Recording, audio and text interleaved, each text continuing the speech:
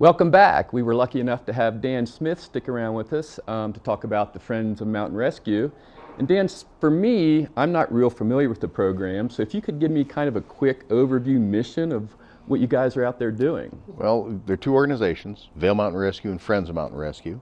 Vail Mountain Rescue is responsible for anything 25 yards off the highway or more. Or if, like, Shrine Pass Road, where you can go down it in summer, you can't go down it in winter. That's all our turf. We share it with fire and with sheriff's office. And Friends of Mountain Rescue's job is to give us the money to do it. All right, so yeah, that sounds like what you do isn't free. No. It's going to cost a little bit of funds to do that.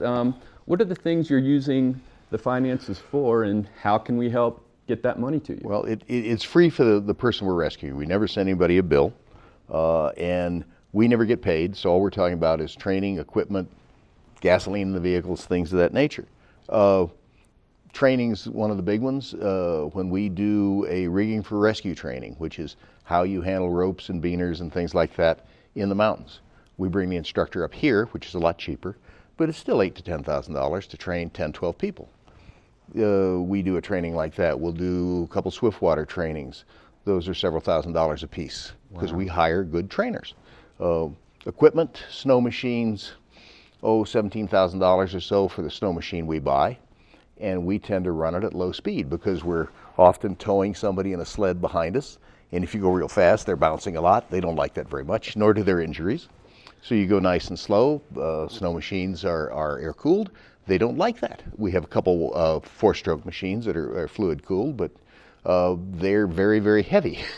And lighter machines will go other places. Avalanche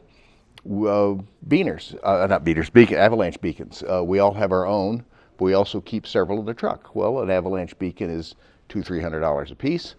We have an avalanche that has 3 or 4 people in it. We have to put beacons on to get out. It's nice if you get all your beacons back, but sometimes that doesn't happen.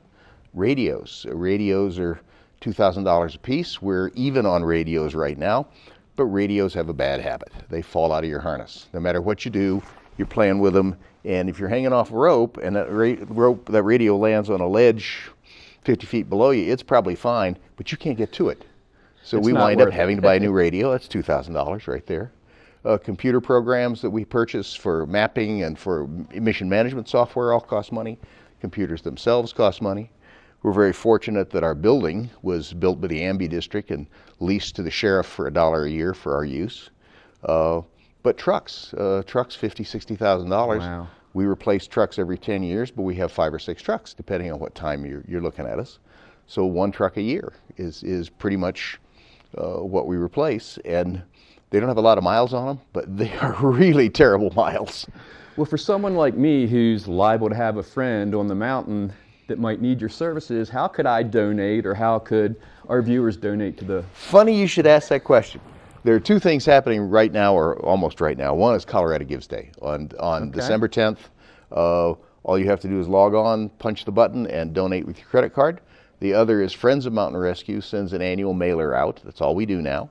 And that mailer has appeared at mailboxes near you, and we'd appreciate a donation in response. As I say, it takes $100,000 or more a year to run the team, and we don't get any government funds. All right, well, I'm definitely going to donate. I'll get with you after the show, and we're going to send it right to Michelle for some more weather.